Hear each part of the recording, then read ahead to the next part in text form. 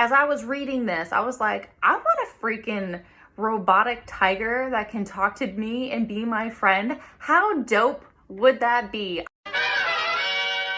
Hi everyone, today I'm going to do a book review today on day 0. This is written by C. Robert Cargill.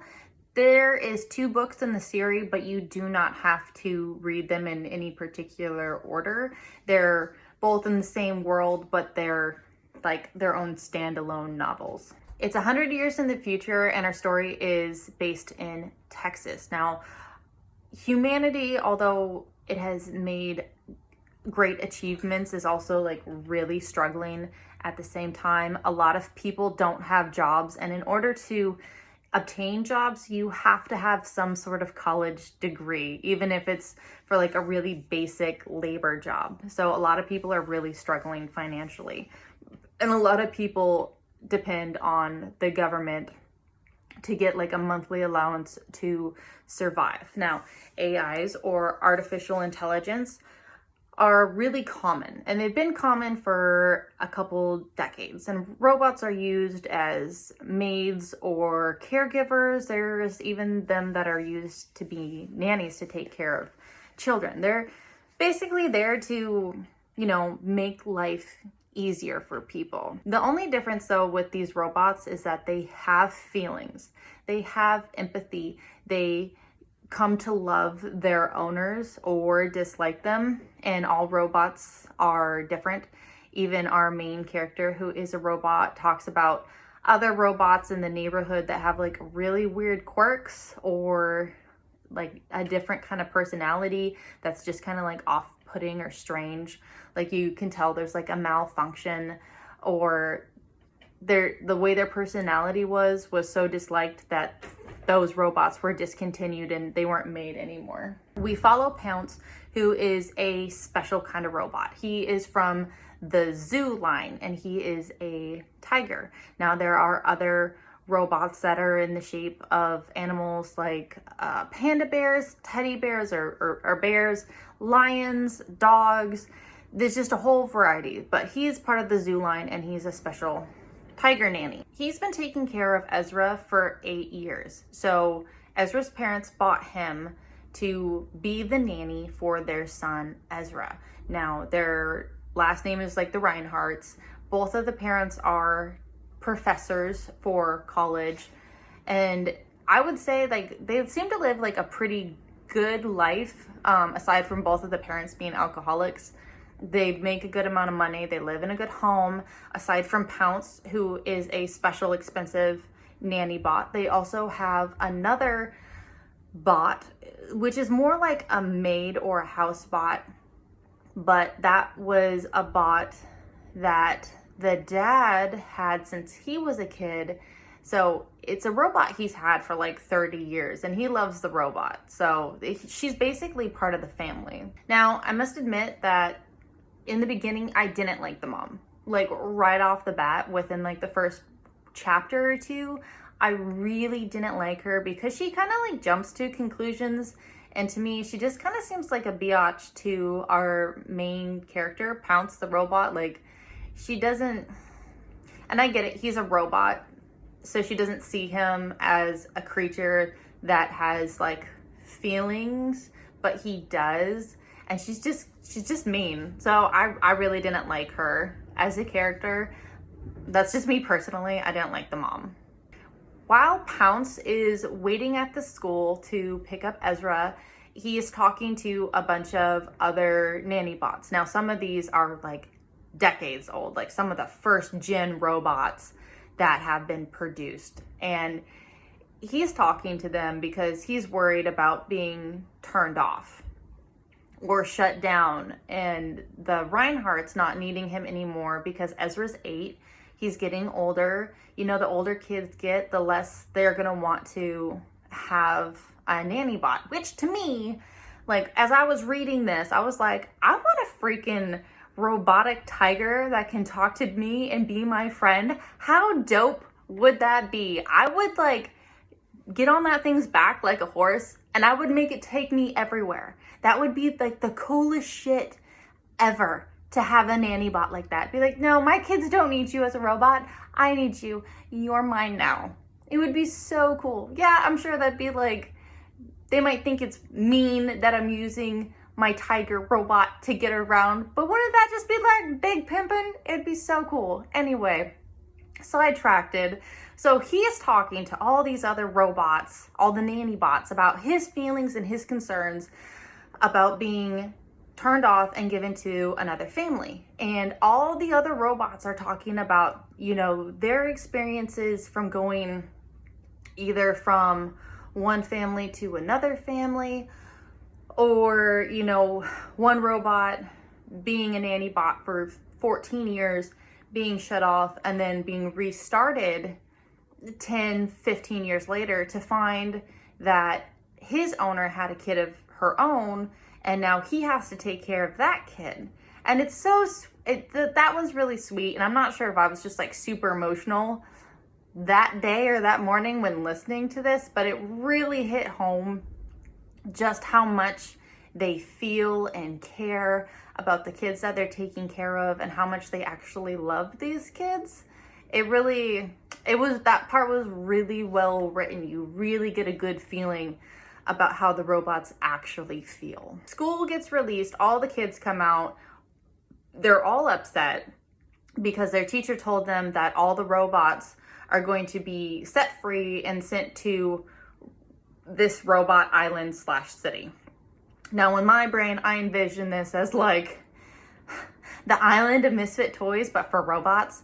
So an older robot, like his owner died, had no other living people whatsoever, and it just cost too much money for the factory to try and find anybody related to her, so they just let him free. And he decided to make a robot city, so if there was any robots who weren't wanted anymore or who wanted freedom, they could go to his city / island or wherever, and they could be free. Now the teacher said this and was talking about it because that robot who created this place is going to be on TV that night. When he's on TV, when the island's being looked at and, you know, it's being shown and it's being talked about, the TV goes black. Pounce does like his own kind of networking and searching. I'm moving my hands a lot. I'm sorry, I talk with my hands a lot. Pounce does his own research like really quick, like within 30 minutes, he finds out that there was a bomb that was dropped on the robot city.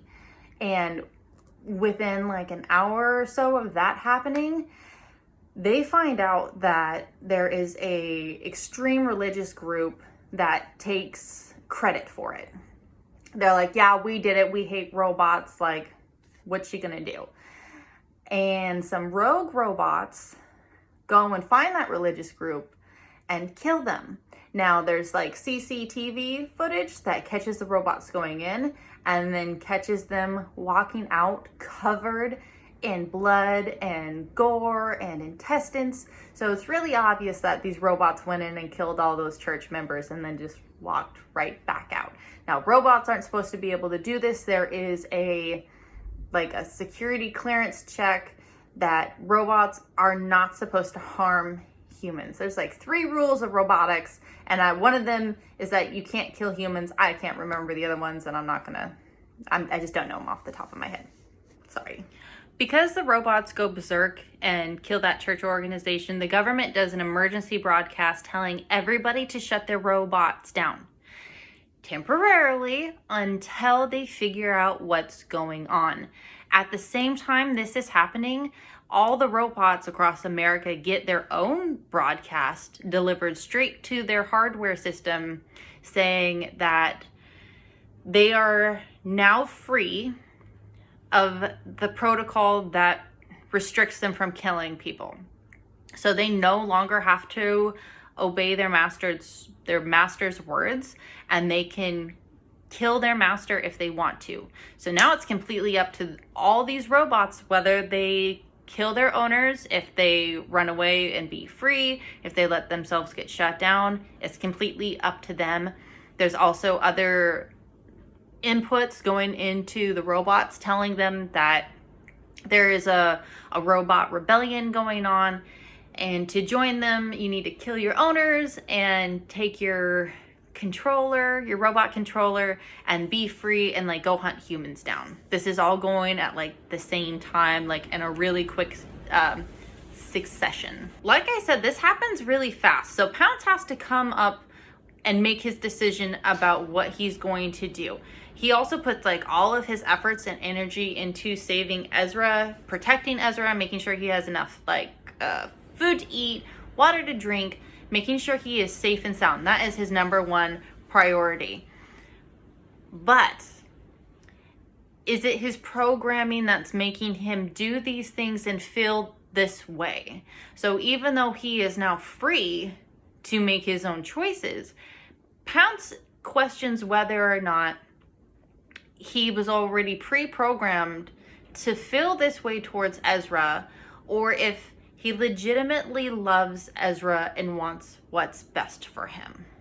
The other thing Pounce and Ezra have to deal with is one of the supercomputers.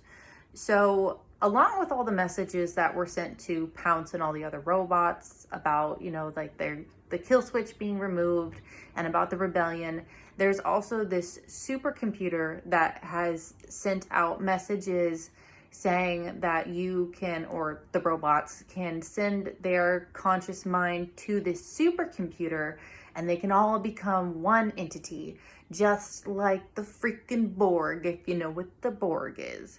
So he's like the brain to the hive, this supercomputer. So you have robots joining the supercomputer, and the supercomputer is keeping track of humans and other robots by using the eyes of the robots that are now a part of its hive, if that makes sense as well. I'm not gonna lie, there are some gruesome parts in this story, but there is nothing gruesome enough that I could not read through and I could not handle. It talks about like a barricade with a bunch of dead bodies in it. Like I said before, it talks about robots with gore and intestines on them, and robots with blood on their faces. It's a good story. It's very thrilling. There are unexpected twists and turns in the plot. There are things that happen that you don't see coming, which I find really enjoyable. There's also a good steady stream of stuff going on. So although Pounce and Ezra have all this stuff going on within quite a short amount of time, there are little lulls in the story. So they will take a break in a bunker and rest, and then they'll go out to the world and they'll have to survive for, you know, like another day or two, and then they go find somewhere else safe to rest. So there's a realistic amount of breaks and then goes. I think the author did a really good job writing this story well enough that I'm interested in reading the other book in the series that is not related to this one. It doesn't have the same characters. I don't necessarily know if I connected to Pounce or Ezra per se, but I do know that I could feel empathy and sympathy for their situation. And I really did enjoy reading what was going on, how they handled situations, Pounce's thoughts and his feelings, and how he tries to weigh the good from the bad, the pros and the cons, the likelihood of survival. The only comedy in this whole book was from Pounce cussing in his own brain. Aside from that, there wasn't really anything funny. I do recommend this book. I think it was really well done, and it was probably the first of its kind or genre that I have read. I don't remember ever reading any other book where you're reading from a robot's perspective in this kind of dystopian type world. It was really, like I said, it was really interesting and I enjoyed it. I think you should read it. I appreciate you watching. I hope you have a wonderful day. The next book I am buddy reading with my friend Wade is The Forgetting Moon. It is a very long book. It is like 30 hours on the audiobook, so it's gonna take a minute before we're done with that and I will do a review. Anyway, I hope you guys have a wonderful day. Thanks again for watching. Bye, everyone.